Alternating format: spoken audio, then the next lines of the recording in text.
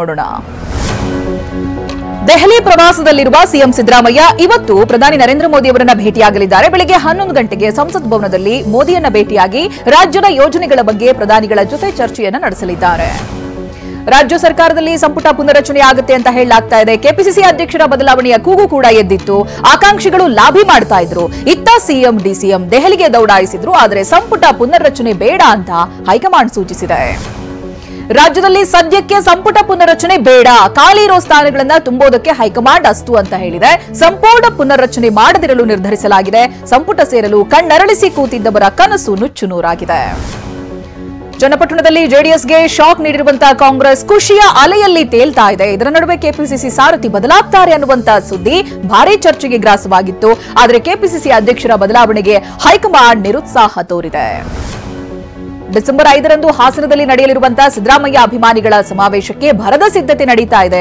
ಇಂದು ಪ್ರಗತಿಪರ ಸಂಘಟನೆಗಳ ಒಕ್ಕೂಟದಿಂದ ಕಾರ್ಯಕ್ರಮದ ಪ್ರಚಾರ ವಾಹನಕ್ಕೆ ಚಾಲನೆ ಸಿಗಲಿದೆ. ಮೈಸೂರಿನ ಮಾನಸ ಗಂಗೋತ್ರಿ ಕುವೆಂಪು ಪ್ರತಿಮೆ ಬಳಿ ಕಾರ್ಯಕ್ರಮ ನಡೆಯಲಿದೆ.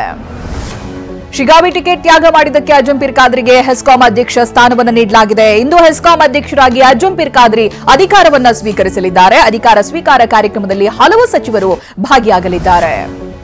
ಮುಸ್ಲಿಮರಿಗೆ ಮತದಾನದ ಹಕ್ಕು ಇಲ್ಲದಂತೆ ಮಾಡಬೇಕು ಎಂದಿದ್ದಂತ ಚಂದ್ರಶೇಖರ್ ಸ್ವಾಮೀಜಿ ವಿರುದ್ಧ ಎಫ್ಐಆರ್ ದಾಖಲಾಗಿದೆ. ವಿಶ್ವ ಒಕ್ಕಲಿಗ ಮಹಾಸಂಸ್ಥಾನ ಮಠದ ಶ್ರೀಗಳ ವಿರುದ್ಧ ಉಪ್ಪಾರಪೇಟೆ ಪೊಲೀಸ್ ಠಾಣೆಯಲ್ಲಿ ಎಫ್ಐಆರ್ ದಾಖಲಾಗಿದೆ. ಬೆಂಗಳೂರಿನಲ್ಲಿ ಉಗ್ರ ಕೃತ್ಯಗಳಿಗೆ ಸ್ಫೋಟಕ ಸಂಗ್ರಹಿಸಿದ್ದ ಸಲ್ಮಾನ್ ರೆಹಮಾನ್ ಖಾನ್ ಬಂಧನವಾಗಿದೆ. ಆಫ್ರಿಕಾದ ರವಾಂಡಾದಲ್ಲಿ ತಲೆಮರೆಸಿಕೊಂಡಿದ್ದಂತಹ ರೆಹಮಾನ್ ಖಾನ್ನನ್ನ ಇಂಟರ್ಪೋಲ್ ಬಂಧಿಸಿತ್ತು. ಇದೀಗ ಭಾರತಕ್ಕೆ ಹಸ್ತಾಂತರಿಸಲಾಗಿದೆ. ಕೊಲೆ ಆರೋಪಿ ದರ್ಶನ್ಗೆ ಇಂದು ಜಾಮೀನು ಸಿಗುತ್ತಾ ಅನ್ನುವಂತ ಕುತೂಹಲ ಮೂಡಿದೆ. ಹೈಕೋರ್ಟ್ನಲ್ಲಿ ನಿನ್ನೆ ದಾಸನ ಪರ ಹಿರಿಯ ವಕೀಲ ಸಿವಿ ನಾಗೇಶ್ ವಾದಿಸಿದ್ರು. ದರ್ಶನ್ ಸೇರಿ 6 ಆರೋಪಿಗಳ ಜಾಮೀನು ಅರ್ಜಿಯ ವಿಚಾರಣೆ ಇಂದು ಕೂಡ ಮುಂದುವರಿಯಲಿದೆ.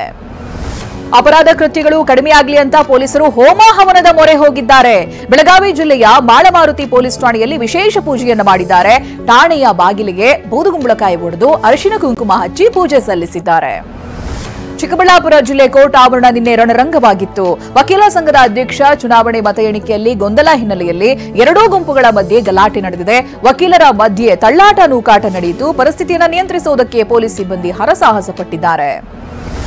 ಅಕ್ರಮ ಬಾಂಗ್ಲಾ ವಲಸಿಗರಿಗೆ ನಕಲಿ ಐಡಿ ಕಾರ್ಡ್ ತಯಾರಿಕೆಯ ದಂಧೆ ಪತ್ತೆಯಾಗಿದೆ. ಬೆಂಗಳೂರಿನ ಹೊರವಲಯದ ಸೂರ್ಯ ಸಿಟಿ ಬಳಿಯ ಸೈಬರ್ ಸೆಂಟರ್ ಮೇಲೆ ಪೊಲೀಸರು ದಾಳಿಯನ್ನು ನಡೆಸಿದರು. ಈ ವೇಳೆ ಆರೋಪಿ ಅರ್ನಾಬ್ ಮಂಡಲ್ ಎಂಬಾತನನ್ನ ಬಂಧಿಸಲಾಗಿದೆ. ಕೋಲಾರ ಗ್ರಾಮಾಂತರ ಠಾಣಾ ಪೊಲೀಸರು 2 ಸುಲಿಗೆಕೋರರನ್ನ ಬಂಧಿಸಿದ್ದಾರೆ. ಕೋಲಾರ ತಾಲೂಕಿನ ಹೊಲ್ಲಂಬಳಿ ಬಳಿ ಶಿಕ್ಷಕಿಯ ಮಾಂಗಲ್ಯ ಸರವನ್ನ ಕಿತ್ಕೊಂಡು ಪರಾರಿಯಾಗಿದ್ದಂತಹ ಯಲ್ದೂರು ಗ್ರಾಮದ ಮಂಜುನಾಥ್ ಹಾಗೆ ಬಂಗಾರಪೇಟೆ ತಾಲೂಕಿನ ಕಣಿಂಬೆಲೆ ಗ್ರಾಮದ ಸುನಿಲ್ ರನ್ನ ಬಂಧಿಸಲಾಗಿದೆ. ರಾಷ್ಟ್ರ ರಾಜಧಾನಿ ನವದೆಹಲಿಯ ಪ್ರಶಾಂತ್ ವಿಹಾರದಲ್ಲಿ ಸಂಭವಿಸಿದ ಸ್ಫೋಟದಿಂದ ಆಂತರಿಕ ಅಲೆ ಎಬ್ಬಿಸಿದೆ. ಹೀಗಾಗಿ ದೆಹಲಿ ಪೊಲೀಸರು ಸ್ಥಳದ ಪರಿಶೀಲನೆ ನಡೆಸಿ ನಂತರ ದೆಹಲಿಯಾದ್ಯಂತ ಭಾರೀ ಭದ್ರತೆಯನ್ನು ಒದಗಿಸಿದ್ದಾರೆ. ಪ್ರಶಾಂತ್ ವಿಹಾರ್ ಸೇರಿದಂತೆ ದೆಹಲಿಯ ಪ್ರಮುಖ ಪ್ರದೇಶಗಳಲ್ಲಿ ಪೊಲೀಸರು ಪ್ರತಿ ವಾಹನಗಳನ್ನು ತಪಾಸಣೆ ಮಾಡ್ತಾ ಇದ್ದಾರೆ.